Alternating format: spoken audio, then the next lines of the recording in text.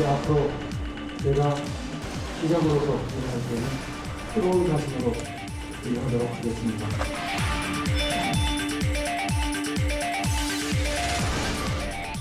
민생과 방역을 모두 지키는 상생 방역으로 패러다임을 바꾸어 나가겠습니다.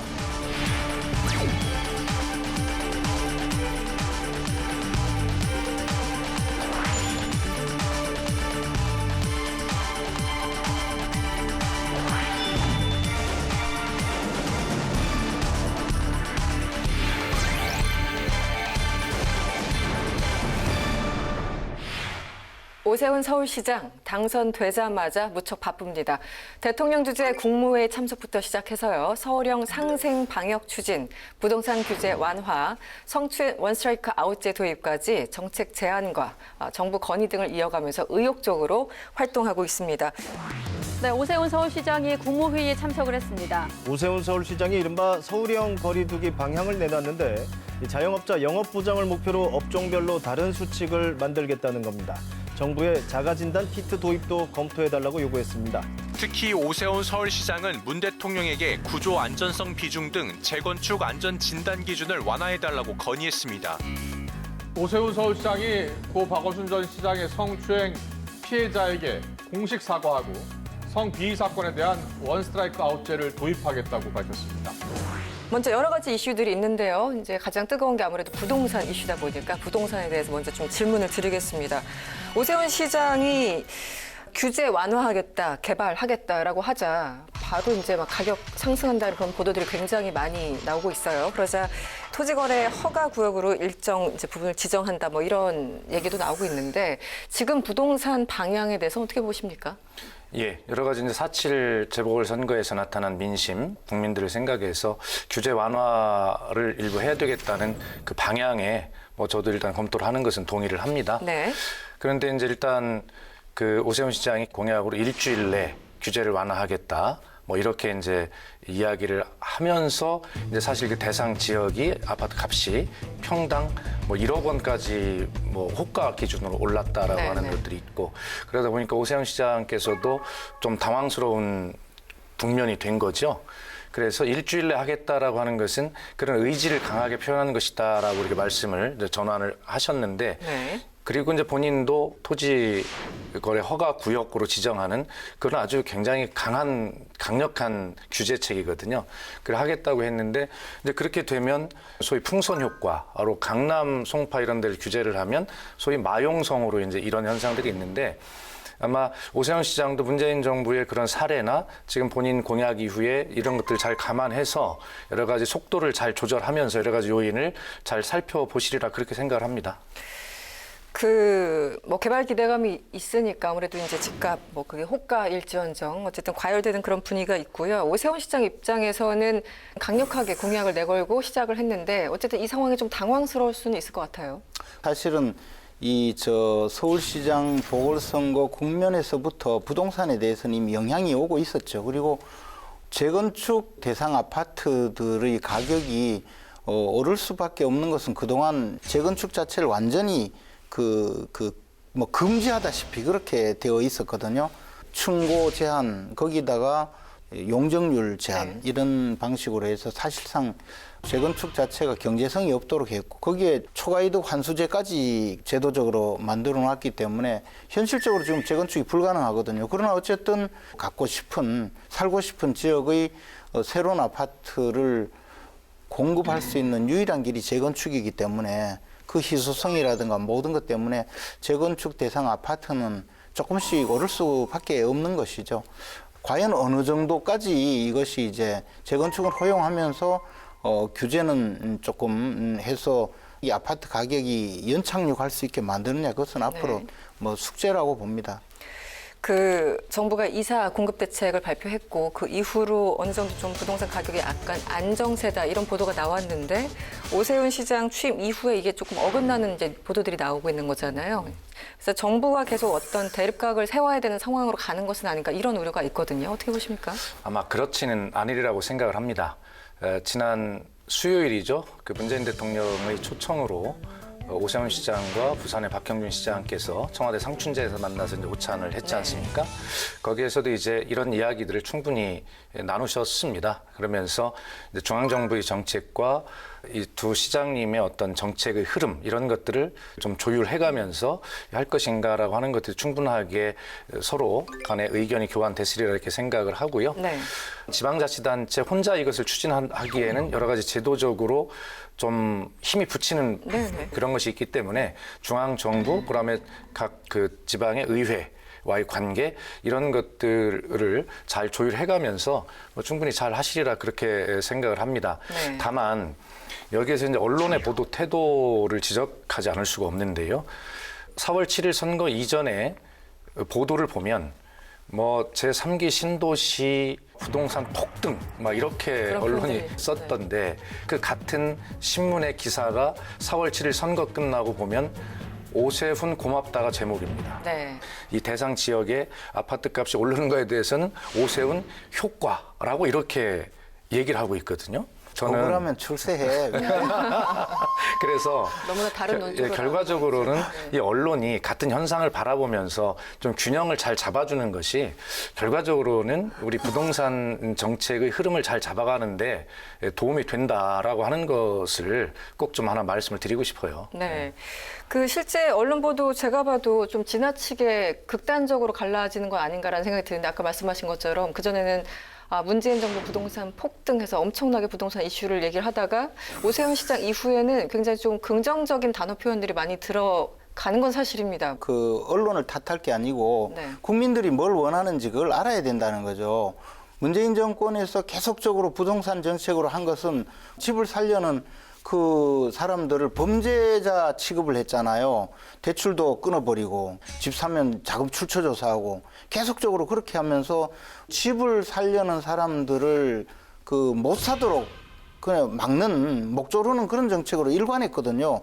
근데 계속 공급을 눌린다는 것을 또 공공주택이라고 해서 임대로 들어가라. 우리가 뭐 좋은 임대 아파트 마련해 주겠다. 이렇게 하니까 인간의 본성을 자꾸 거역하면서 정책을 만들어서 강요한 것이거든요. 언론에서는 당연히 그 정책 수요자들 내지 국민들의 입장을 이야기한 건데 왜 똑같은 것을 가지고 다르게 보도하느냐? 저는 엄청 다르다고 봐요. 언론 탓을 하는 게 아니라 언론이 그런 어떤 보도들을 한 문제를 바라보는 시각이 왜 그렇게 다른가? 아니 언론이 좀 깊숙한 분석 이런 것들을 좀 하고 대안을 마련하는 그런 것들이 부동산 문제를 걱정하고 해결하는 데 도움이 된다는 취지로 말씀을 드린 것이지 언론 탓하는 건 아니라는 말씀 드립니다. 하나만 더 여쭤볼게요. 최근 이제 민주당에서 선거 패배 이후에 여러 가지 충격이 좀 크긴 하죠. 그래서 그런지 여러 가지 법안들이 나오고 있고 여러 가지 의견들이 나오고 있습니다. 그중에 하나가 김병욱 의원이 최근에 발의한 이 종부세, 그러니까 공시지가 9억에서 12억으로 상향 조정하는 그런 안이나 일부 의원들은 뭐 발의를 하진 않았지만 한 1% 정도에 해당하는 그런 비율을 좀 낮춰야 된다 이런 의견들이 나오고 있습니다. 여기에 대해서는 어떻게 보십니까? 필요하다면 해야죠. 해야 되는데 우선 정확하게 분석이 먼저 돼야 된다고 생각합니다. 그리고 이 문제는 시장에 주는 어떤 효과나 이런 것들이 굉장히 강력하기 때문에 이것은 당정청 간에 또 야당도 포함한 국회에서 현황 분석과 논의를 질서 있게 해야 한다고 생각을 해요. 정부의 설명에 의하면 이 종부세라고 하는 것이 징벌적 뭐 이렇게 하는 것이 아니라 그리고 실제 인상되는 폭도 그렇게 높지 않다라고 하고 있거든요. 그래서 정부의 말이 맞는 것인지 아니면 고통스러울 정도로 폭등한 것이 일반적인 현상인지 아니면 극히 몇 세대 얼마 정도의 제한된 현상인지 이런 것들을 종합적으로 제대로 분석한 다음에 그런 대안들을 차분하게 질서 있게 냉정하게 마련하는 것이 좋다. 네. 이런 전제들이 돼야 실제 그 발의된 법안이나 정책도 효과가 있을 것이다라는 것을 좀 말씀을 드리고 싶습니다. 여당 내에서도 얼마나 답답하면 그런 법안이 나오고 심지어 정청래 의원조차 종부세 이거는 좀 문제가 있다고 이야기하잖아요. 그런데 종합부동산세를 내는 계층 중에서 우리가 그 세대별로 따지면 장년층, 젊은 사람보다는 그 50대 이상, 60대 이상이 굉장히 많아요. 근데 이분들 중에서 소득이 없는 분들이 굉장히 많단 말이에요. 연금생활자. 이 집에 내가 30년 살았는데 어느 날부터 갑자기 공시가격이 오르더니 그때부터 종부세가 날아오는 거예요. 종합부동산세라는 것은 2개 이상의 그 부동산을 합산해서 세율을 높이는 건데 1가구 1주택에 대해서 종부세를 매기는 건 애당초 이 법의 취지에 맞지 않다는 거죠. 그러니까 종부세가 지금 말씀하신 그런 취지뿐만이 아니라 이것이 지역 균형 발전의 어떤 취지도 분명히 있다는 걸 잘 알고 계실 거고요.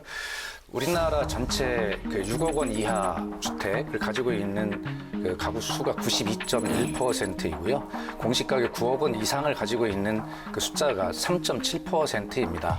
공시가 9억 원 이상은 국민들이 이렇게 생각을 해요. 아, 9억 원 가는 아파트는 9억 원에 대해서 전체 다 세금을 매기나 보다 이런 생각을 하는데 종부세는 그것이 아니라 1인 1가구 1주택일 경우에는 어떻게 하냐면 9억 원이 넘으면 그 초과하는 액수, 예를 들어 9억 500만 원이다 그러면 그 500만 원에 대해서 기준을 가지고 매기는 거예요. 그럼 9억 500만 원을 오른 그 아파트의 경우에 종부세가 얼마 나오냐면 8,300원 나오는 것입니다.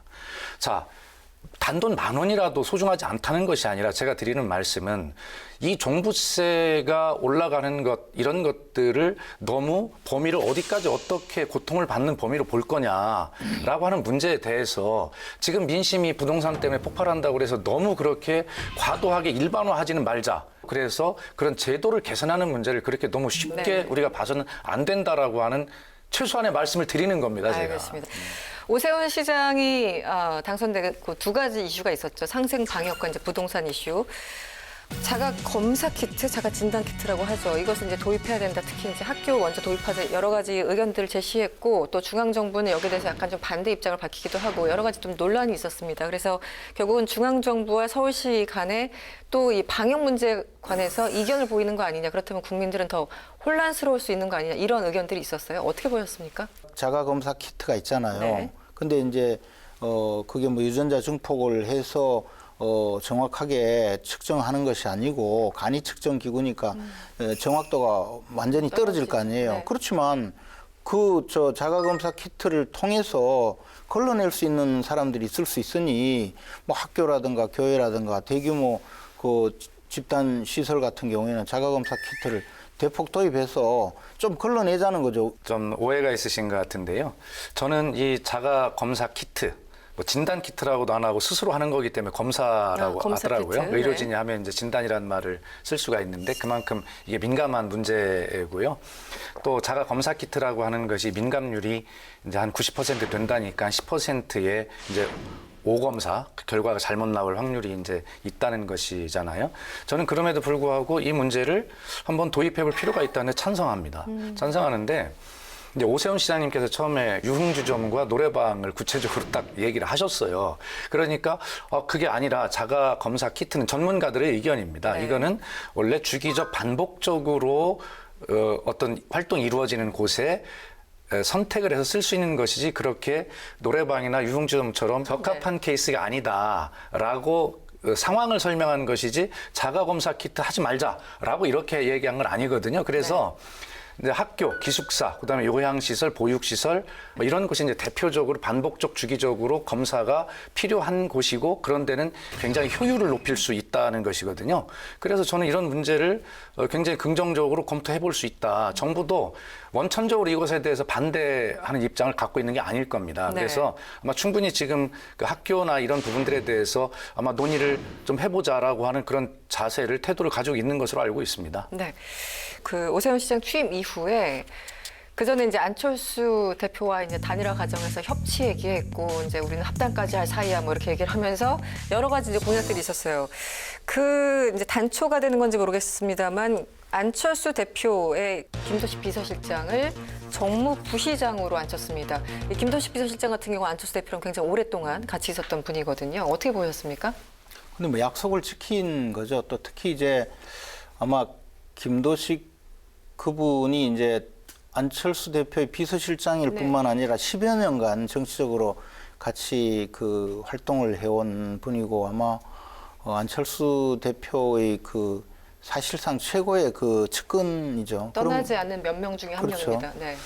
근데 어쨌든 저 당초에 선거 때 약속했던 대로 두말 없이 뭐 충돌 전혀 없이 정무부시장으로 일단 임명을 했으니 안철수 대표가 생각하는 여러 가지 뭐 시정 방침 같은 것을 그 정무부시장한테 이야기를 하고 정무부시장이 또 시장을 움직여서 그렇게 반영할 수 있는 그런 기본적인 저 통로는 마련됐다고 보죠. 근데 네. 이제 이것과 별도로 사실은 서로가 저 공통 분모로 만들 수 있는 공약이라든가 정책이 있다면 그것을 실천하면 더 좋겠죠, 앞으로. 저는 오세훈 시장께서 취임하시고 잘한 일이 한 3가지 정도 있다고 생각을 해요.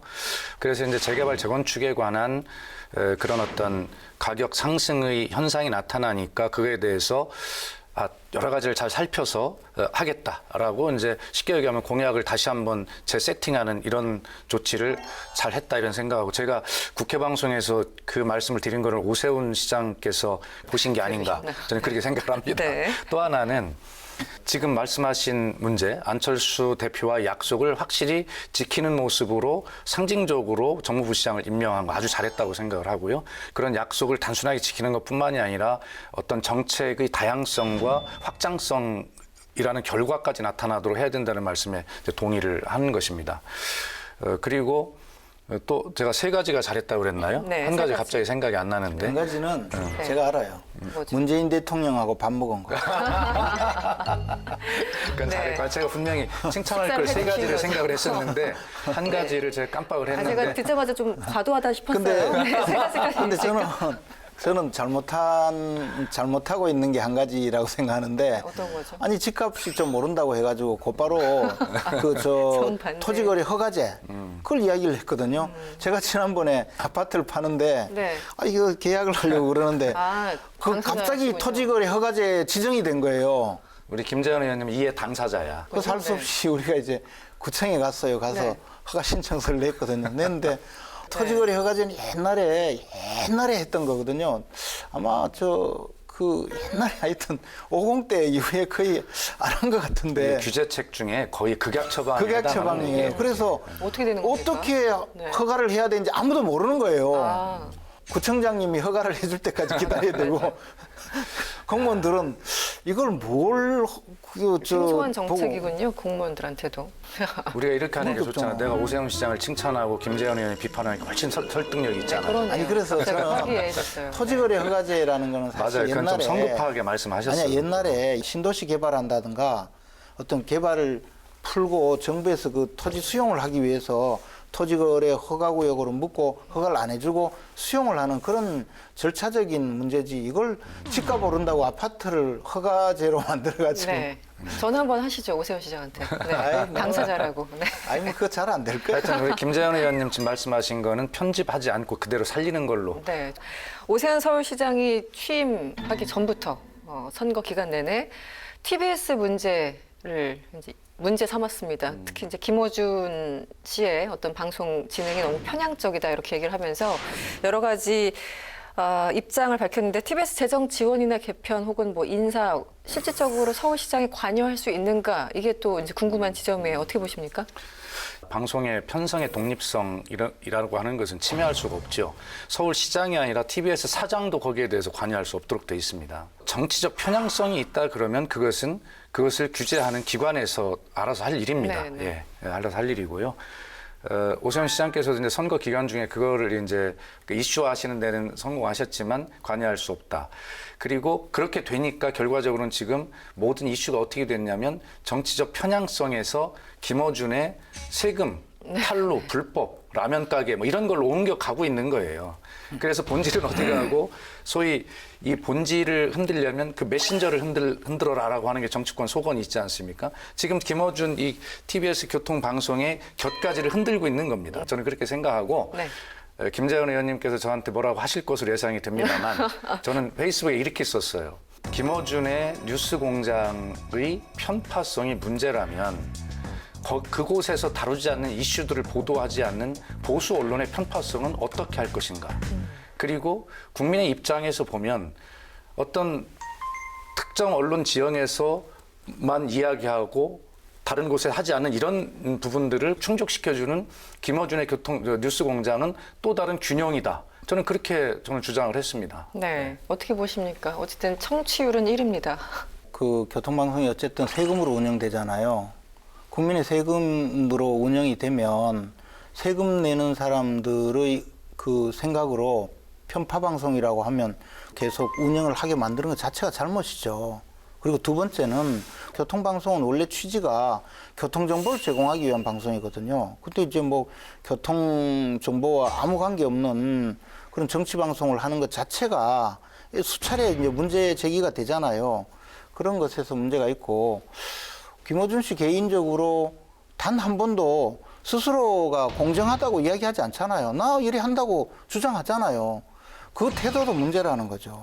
근데 사실 문재인 정부 들어와서 MBC, KBS 그 사장 바꿀 때 어떻게 했습니까? 그 온갖 그 공권력 동원해가지고 박문진 이사들이나 또는 KBS 이사들 그 언론 노조에서 가가지고 집 앞에서 시위하고 이래가지고 쫓아낸 거 아니에요. 정치 세력이 지금 와서 그 서울시장이 전혀 관여할 수 없다. 그냥 이렇게 하는 거. 물론 관여하지도 않을 거예요. 오세훈 시장이. 관여하지 못할 뿐만 아니라 관여하지도 않을 텐데 시장으로서 당연히 교통정보나 제공해라. 그렇게 이야기하는 거야. 뭐 당연한 것 아니겠어요? 그런데 네. TBS가 애초에 교통방송으로 출발을 했습니다만 지금은 미디어 재단 아니겠습니까? 그렇기 때문에 교통방송만 제공하는 방송이다. 라고 하는 것은 맞지 않는 이야기다 하는 말씀. 그거요. 그 네. 방송이라는 거는 전부 다 종합편성 채널인지 또는 특정 정보를 제공하는 채널인지 그게 허가 조건이 다 있어요. 그리고 교통방송은 일반 종합편성 채널이 아니란 말이에요. 그것을 지금 미디어 재단은 그 지배 구조에 관한 문제고 방송의 원래 허가 목적이 있고 그 허가 목적에 어긋나면 제재할 수 있는 거죠. 제가 이건 꼭 반박을 해야 될 이야기인데 문재인 정부에서 공영방송에 어떤 사장 인사에 개입하고 뭐 했다라는 지적을 하셨는데 국민의힘이 집권을 했던 시절에 어떤 일이 있었는가를 굳이 제가 말씀드리지 않겠습니다. 그러나 대한민국의 언론 자유 지수를 한번 보면 저희가 44위를 기록했거든요. 아시아 1위입니다. 그리고 선진국인 미국이 47위입니다. 일본은 한 67위 정도 돼요. 자, 그런데 이 언론 자유지수가 이명박 박근혜 대통령 때 그 전에 30위였었는데 70위까지 떨어집니다. 그래서 문재인 정부에 들어와서 회복해서 지금 44위 아시아 1위까지 올라왔다라고 하는 말씀을 드리고 네. 김재현 의원님이 말씀하시는 공영방송 사장 인사에 문재인 정부가 그렇게 개입했다라고 하는 그 지점에 대해서 제가 이 수치로 설명을 좀 대신하겠습니다. 네. 알겠습니다. 오세훈 서울시장에 대해서 이야기를 쭉 나눠봤는데요. 두 분의 사이다 한 줄 평 듣고 가겠습니다. 먼저 김재현 의원님. 예, 민심이 천심이다라는 말 다시 반복하고 싶어요.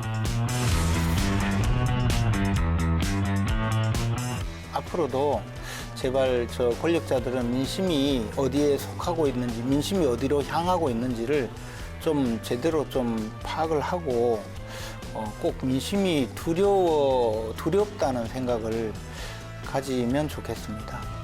예, 오세훈 시장께서 민심이 천심이라고 하는 김재현 의원님의 말씀을 잘 명심했으면 좋겠고요. 그걸 명심해서 전임 시장과의 차별화만을 위해서 무리수를 두시는 일이 없도록 그렇게 하셨으면 좋겠습니다. 네. 두 분의 사이다 한 줄 평 들어봤고요. 오늘의 빅데이터 알아보겠습니다. 글로벌 빅데이터 연구소는 지난 11일부터 17일까지 일주일 동안 총 12개 채널 22만 개 이상의 사이트를 대상으로 오세훈을 키워드로 빅데이터를 조사, 분석해봤습니다. 주제어 오세훈의 총 정보량은 약 6만 7천 건으로 집계됐습니다. 이를 채널별로 살펴보면 뉴스가 44%로 1위였고 커뮤니티, 트위터, 블로그, 카페 순의 채널 점유율을 보였습니다. 다음은 급상승 연관어입니다. 도입, 신속, 진단키트라는 단어가 상위권에 자리했습니다.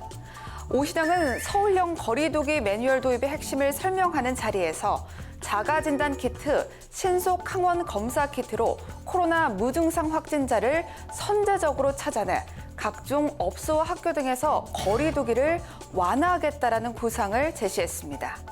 4위는 국무회의인데요. 지난 13일 화상으로 진행된 국무회의에서 문 대통령과 오 시장의 첫 만남이 이루어졌기 때문입니다. 문 대통령은 오 시장을 향해 당선을 축하드리고 국무회의에 처음 참석하신 것을 환영한다라고 말하면서 국무회의란 연관어가 순위에 올랐습니다. 5위는 공식 가격입니다. 오세훈 시장은 국민의힘 소속 5개 시 도지사 간담회를 열고 대정부 건의문을 발표했는데요. 이 자리에서 부동산 공시 가격을 지난해 수준으로 동결하고 결정권을 지방자치단체에 넘겨달라고 요구하면서 공시 가격이라는 연관어가 빅데이터에 집계됐습니다. 다음은 오세훈 관련 연관어 중 인물 연관어를 살펴봤습니다. 1위는 권덕철 보건복지부 장관인데요. 권 장관은 오 시장의 자가검사 키트 도입에 대해 자가진단키트는 양성자가 음성으로 나올 수 있어 보조적 수단이어야 한다라고 우려를 표명했습니다. 2위와 3위는 모두 현역 구청장들의 이름입니다. 오 시장은 지난 14일 서울시 구청장 협의회 임원진과 만났는데요. 구청장 협의회장인 이동진 도봉구청장, 사무총장인 김수영 양천구청장 등과 만나 시와 자치구 간의 소통, 협력 강화를 강조하면서 연관어에 올랐습니다. 4위는 윤태호 중앙사고수습본부 방역총괄반장인데요.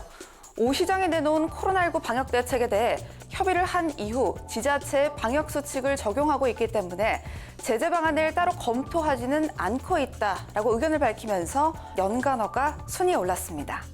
5위는 배재정 청와대 정무비서관입니다. 문 대통령이 배 비서관을 통해 오 시장에게 축전과 축하난을 전달했기 때문으로 풀이됩니다. 계속해서 이번 주 주요 이슈들에 대해서 얘기를 해보도록 하겠습니다. 먼저 지난 16일이었죠. 문재인 대통령이 임기 마지막 국무총리 지명과 함께 5개 부처 안팎의 중폭 개각을 동시에 단행했습니다. 문재인 대통령이 집권 후반기 행정부를 이끌어갈 새 국무총리로 김부겸 전 행정안전부 장관을 지명했습니다. 청와대는 김부겸 총리 후보자가 공정과 상생, 리더십을 실천한 4선 의원 출신의 통합형 정치인으로 균형감 있는 정무 감각과 소통 능력으로 안정적인 국정 운영을 해나갈 것으로 기대했습니다. 문 대통령은 LH 사태로 이미 사의를 표명한 변창흠 국토부 장관을 포함한 5개 부처에 대한 개각도 단행했습니다. 국토부 장관은 노영욱 전 국무조정실장을, 과기부 장관은 임혜숙 과기연구회 이사장을 내정했습니다. 산자부 장관은 문승욱 국무조정실 국무 2차장을, 고용부 장관은 안경덕 전 고용부 기획조정실장을, 해수부 장관은 박준영 현 차관을 승진 발탁했습니다. 여러 가지 좀 짚어볼 대목들이 있는데 지금 의외로요. 언론을 많이 타고 있는 거는 김호란 교수 얘기입니다.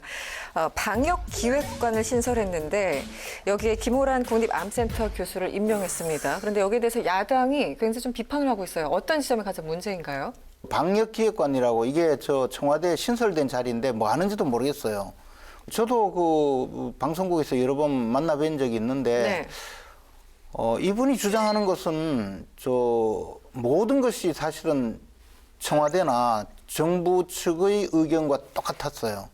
그러니까 그 방역이나 또는 백신 수급 이런 문제는 사실은 과학의 영역이거나 또는 외교의 영역이거나 이렇잖아요.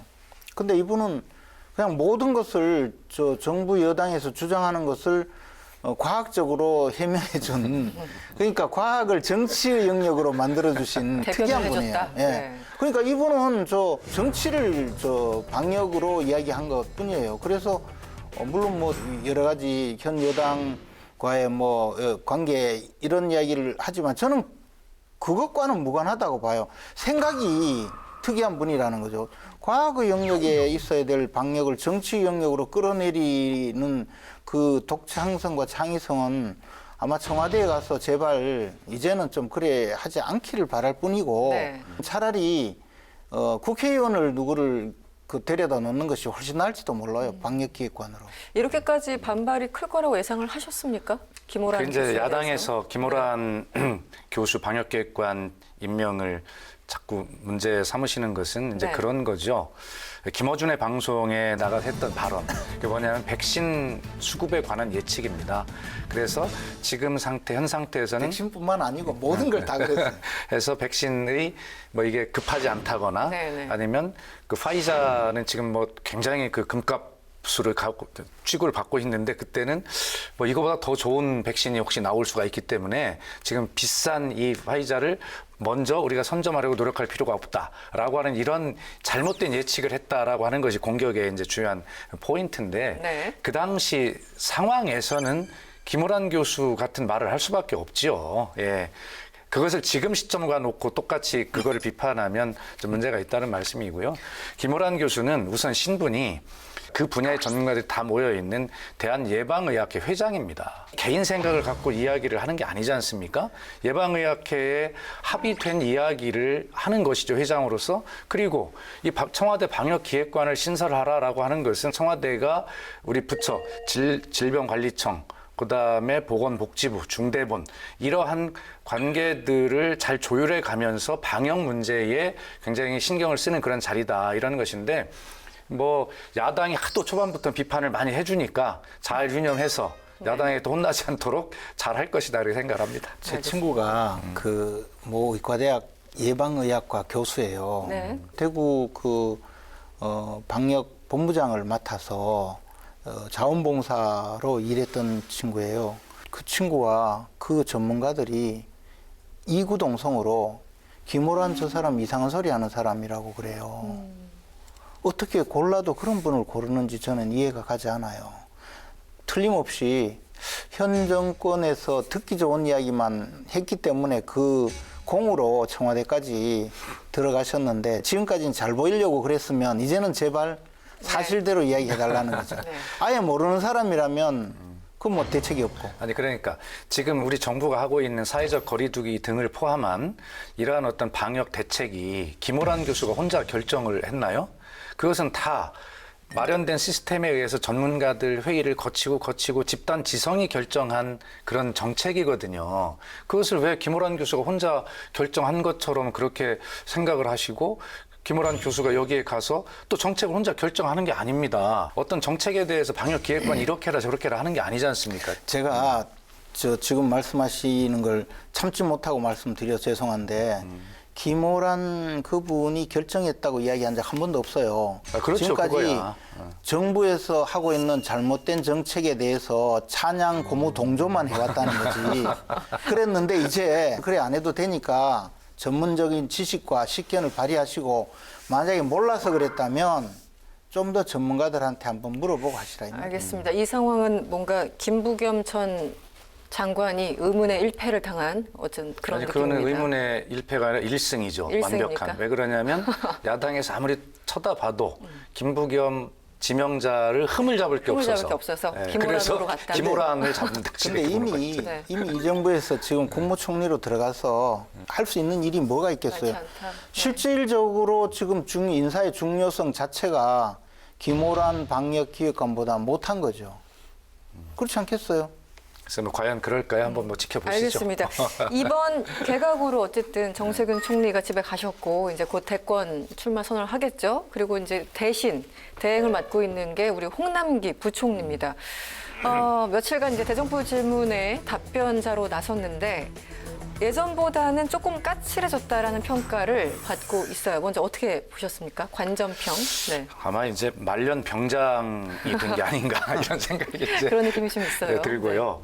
그다음에 사실은 그동안에 뭐 여러 가지 좀 해프닝들이 일어나면서 우리 홍남기 부총리를 바보형 아니야? 뭐 이런 언론의 그런 비아냥도 있었고, 그래서 아마 자기 이제는 내 목소리를 확실하게 좀 내야 되겠다라고 하는 개인적 생각도 왜 안 들겠습니까? 네, 그렇겠죠. 그런데 네. 저는 이제 야당이 첫 질문자로 나오셔서 이 집단 면역에 이르는 기간이 6년 걸릴 것이다라고 이제 너무 과대하게 이야기를 했어요. 그러니까 총리 대행으로 나와 답변하는 정부의 방역 정책과 백신 확보의 총 책임자일 수 있는데 국민들에게 이러한 왜곡된 사실이 알려져서는 안 되겠다라고 하는 책임자로서 당연하지만 강하게 반발한 것. 네. 그렇게 정리해야죠. 네. 어떻게 보셨습니까? 네. 아니 근데 그 전제가 있잖아요. 현재처럼 백신을 지금 속도로 간다면? 지금 속도로 간다면 6년 아니라 10년 걸리죠. 아이고, 또 두 달에 2%니까. 김재현 의원님께서 또 잘 아시면서 그렇게 근데 또 상반기 사소한 1200만 걸 원. 가지고 들고 나오셔서 그리고 그러시네. 통남기 부총리는 제가 상대를 많이 했잖아요. 제 예결위원장 하면서. 네네. 근데 나는 그분처럼 멀쩡하게 큰 소리 치고 뒤로 꽁무니 빼고 나중에 딴소리하는 공무원은 처음 봤어요. 그렇습니까? 그러니까 그분은요 앞에서 큰 소리 막 치잖아요 지금. 그리고 중간에 저 여당에게 이러면 안 된다 그러고 뭐 하다가 나중 되면요 다 그쪽에 동조하고 오히려 앞장서서 또 그렇게 간 게 한두 번이 아니거든요. 그러니까 별명이 홍백기잖아요. 백기투항. 응? 그러니까 저 미움받는 거예요. 쉽게 말해서 국회의 답변을 어떻게 하더라도 당신 결국은 못 지킬 거면서 왜 그렇게 거짓말하고 있어? 이런 마음이 야당 의원들이 있거든요. 한두 번 쏘은 게 아니거든. 어제 보니까 홍백기에서 강남기로 변했다. 지금 홍남기 부총리에 대해서 평가가 완전히 엇갈리고 있는 그런 상황이네요. 좀 달라진 모습을 보였다고 해서 이번에 언론에 많이 좀 언급이 됐습니다. 당내 얘기로 좀 가보죠. 아사리판으로 시작해서 꼬북 논쟁까지 가고 있어요. 지금 김종인 전 비대위원장의 입이 굉장히 거칠어지고 있어서 저희가 방송상 이런 단어를 전해도 되나 싶기도 한데 어쨌든 팩트 전달이니까. 네, 아사리판에서 꼬북까지. 왜 이렇게 화를 내시는 걸까요? 아니면 이게 전략일까요? 아니 최근에 만나셨다면서요. 물어보시지 그러셨어요. 여쭤봤죠. 네. 그런데 말씀을 안 하셨는데 네. 제가 해석을 했습니다. 우선 첫째는 김종인 대표가 민주당에 있을 때도 그렇지만 국민의힘에 오세훈 후보로 단일화되고 시장이 당선되는 과정에서 국민의힘 구성원들에게 너무 실망을 하셨다고 생각을 해요. 그때는 안철수 대표가 지지율이 높으니까 내 당에 있는 사람들을 찾으려고 하지 않고 밖에는 안철수 후보를 빨리 밀어주자라고 하는 것들이 중진 의원들의 의견이었다는 거예요. 네. 심지어는 김무성 전 대표님, 이재호 전 대표님 같은 경우 기자회견까지 했잖아요. 그렇죠. 네. 그리고 주호영 원내대표님은 부인하지만 작당했다고 얘기를 했어요. 안철수 하자고. 그래서 실망하신 거예요. 어떻게 정당의 구성원들이 자기 정당 외부에서 사람을 찾으려고 하냐. 그러므로 정당 자격이 없다라고 강하게 질타를 하면서 네. 그런 환경 속에서도 내가 오세훈을 발굴해서 시장으로 당선시켰어. 나를 잊지 마라고 하는 자기 공로를 또 강하게 어필하고 있는 네. 측면이 있다. 이런 생각을 말씀을 드리고요. 또 더 심도 있는 말씀을 제가 좀 정치적 해석을 하면 이런 거예요. 민주당과 국민의힘을 다 경험해 보니까 거대 1당, 2당 가지고 이 양당 체제 가지고는 대한민국 정치가 매번 이 모양이겠구나라고 하는 그런 걸 느끼신 것이 아닌가 생각이 돼요. 그럴 때 소위 제3지대 신당, 창당 이런 것들이 나오는데 제3지대는 성공한 적이 없어요. 네. 이 제1당, 2당을 위협하거나 필적할 만한 그런 세력 구축을 못한 거죠. 그런데 이번에는 윤석열이라고 하는 강력한 제3지대 표방 인물이 현재 나와 있는 거죠. 네. 그래서 잘하면 이 3지대가 1당과 2당에 필적할 만한, 위협할 만한 제3지대 세력이 형성이 되겠구나. 정치 세력화 되겠구나. 그렇다면 이것을 비슷한 세력을 가진 다당제로 대한민국 정치를 재편할 수 있는 것 아닌가? 이런 그림을 저는 그리고 있다. 그렇게 읽었습니다. 예. 아주 사소하게 보면은 역정을 내신다고 표현할 수 있고 좀 크게 보면은 큰 그림 그리신다. 뭐 극단적인 혹은 복합적인 해석들이 있습니다. 맛깔난 독설 이렇게 표현합시다. 맛깔난 역정보다 독설. 맛깔난 네, 독설. 맛깔난 독설. 네. 근데 뭐 제가 보기에는 뭐 그런 원대한 뭐 계획을 가지고 말씀하시는 것 같지는 않고 또 이런 것 아니겠습니까? 예를 들어 내가 그 유명한 식당의 주방장이었어요. 아, 주방장론. 비유가 훌륭했어요, 이거. 네. 주방장인데 식당을 그만뒀어요. 나왔는데 집에 있다가 그 식당에 그 몰래 가봤더니 손님들이 전부 이구동성으로 아니 뭐 이 집에 주방장 바뀌더니 음식 맛이 왜 이래? 이거 다시는 못 오겠네. 이러니까 너무 기쁜 거예요. 저도 청와대 대변인도 하고 뭐 네. 당 대변인도 했는데 저한테 아유 그래도 구관이 명관이더라라고 기자들이 얘기해 주면 굉장히 속으로 기쁘더라고요. 그렇죠. 네, 사람 그러니까 마음이. 네. 아니 그저 좀 정신 차려라 이렇게 하는 과정에 자꾸 촉발을 서로 시키니까 그리고 이제 뭐 거의 저 풍비박산 난 당을 그래도 건사해서 네. 보궐선거에 압승하도록 만든 바로 직전 비대위원장인데 그 비대위원장에게 무슨 뭐 뇌물 범이라니 네. 뭐 범죄자라느니 뭐 네. 어쩌고 저쩌고 자꾸 하니까 안 그래도 좀 서운하신 데다가 그렇게 좀 센 발언은 비대위원장이 먼저 했지 않습니까? 김종인 비대위원장이. 근데 이제 비대위원장이 잘 보면 처음에는 특정인을 공격한 게 아니에요. 특정인은 아니고 그냥 아사리판이라고 국민의힘 자체를 공격했죠. 네. 그런 것은 이제 주방장의 주방장 시각에서 이야기했는데 네. 그러고 나니까 식당에서 주방장이 전에 사실은 조미료만 잔뜩 쓰던 뭐 그지 실력도 없는 게 와가지고 음식 배려놨다 막 이런 식으로 예를 들어 이야기를 한다. 네. 그러니까 그게 아니고 그 집에 사실은 뭐 내가 볼 때는 김재현 의원 머리에 이 주방장 셰프 모자가 그림으로 씌워질 것 같아요. 자막소리 하면서. 아니 그래 사실은 저 김종인 위원장이 처음부터 특정인을 공격한 게 아닌데 공격은 그 당에서 먼저 나왔죠. 뭐 장제원 의원이나 이런 분들이 구체적으로 좀 공격을 정치 했던 건 거강꾼이라 그러고 이렇게 네, 거강꾼 단어 나오고. 김종인 대표가 제가 이렇게 비서실장으로 봐서 느끼는 거는 네. 쉽게 얘기하면 굉장히 간결한 분입니다. 그리고 속에 사심이 있다고 생각하지 않았어요, 저는. 네네. 그러니까 카리스마가 있는 거고 쉽게 얘기하면 독설도 그렇게 맛깔나게 할 수 있는 거거든요. 속에 사심이 있으면 그렇게 못해요. 우리 김재현 의원이 사심이 없으니까 저한테 막 하잖아요. 직진. 네, 그래서 김종인 대표가 어떤 개인을 상대로 해서 어떤 말씀을 하신다거나 이런 분이 전혀 아니에요. 김재현 의원 말이 맞죠. 네. 조금 더 한 발 더 나가면은 제3지대에서 윤석열 그 변수를 키워서 국민의힘을 쪼그라뜨리려고 한다라는 그런 시나리오. 아니다. 김종인 위원장 본인이 스스로 킹이 되고자 하는 욕심을 여전히 갖고 있다라는 평가 등등이 있습니다. 먼저 말씀하시겠습니까? 식사를 하셨으니까. 예, 그러니까 아까 제가 말씀드렸듯이 제3지대가 1당과 2당을 필적하거나 위협할 만한 또 심지어는 제칠 수 있는 만한 네. 그런 정치 세력화가 가능하다고 좀 가능성. 보고 네. 그러면 목표는 집권하는 게 목표일 거 아니겠어요?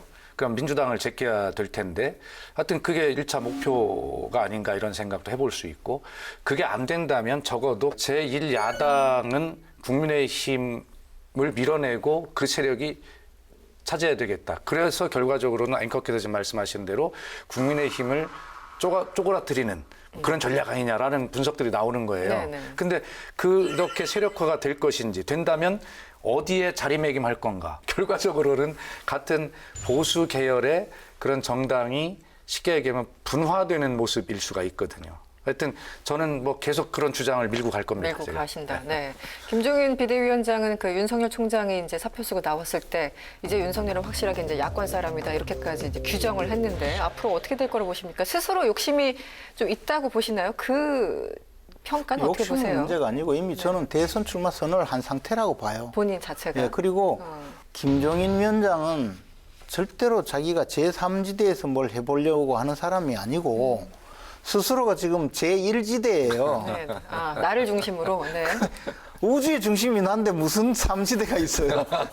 우주의 중심까지. 내가 여기 있는 게 제1지대예요. 아, 그렇군요. 그리고 이제 지금 아사리판이라고 하는 순간 국민의힘이 제3지대가 된 거예요. 제가 김종인 대표님한테 이 국회 방송을 꼭 보시라고 전화할게요. 그래서 대권선언한 것이다. 김재원 대표님 의원님 말씀 꼭 들으시라고. 그리고 네. 그러니까 말씀하신 대로 예를 들어 정말 김종인 위원장 생각에는 내가 대통령이 되면 내가 갖고 있는 정치적 식견과 비전, 그리고 뭐 경제민주화, 국가를 운영할 수 있는 경륜 이런 걸 발휘하면 얼마나 좋을까라고 하루에도 수백 번 생각하지 않겠습니까? 현실적으로 어렵다고 판단하고 움직이지 않을 따름이지. 가능하다면 문지막 넘을 힘만 있으면 나가는 거지. 근데 이제 윤석열 총장을 보니까 적어도 윤석열 총장을 만들어서 내 꿈을 실현할 수 있겠다 이런 생각을 하실 수가 있겠죠. 그러면 윤석열과 김종인이 합치면 제1지대가 되는 거예요. 그 자체가 제1지대가 되는 그 자꾸 제3지대 이야기 할 필요 없어요. 저는 우리 김재원 의원님 말씀을 들으면서 오늘 우리 김재원 의원이 비유를 많이 준비를 해봤구나. 나도 비유를 좀 준비를 해야 되겠다. 이런 생각을 하게 되는데 비유를 잘하시네 오늘 보니까. 네, 제1지대. 우주는 나를 중심으로 돌아간다. 김종인 비대위원장의 생각이라는 말씀이시죠? 그렇죠. 그리고 이제 아사리판이다. 그리고 더 나가서 작당을 했다 했잖아요. 네. 그러니까 주호영 대표가 작당이라는 당을 만든다는 건데 내가 언제 당을 만드는 얘기에 반발을 했어요. 단어 그대로 해석을 또 해주셨어요. 주호영 원내대표가. 그러니까 이제 이게 지금 아사리판이 맞는 거야 이게.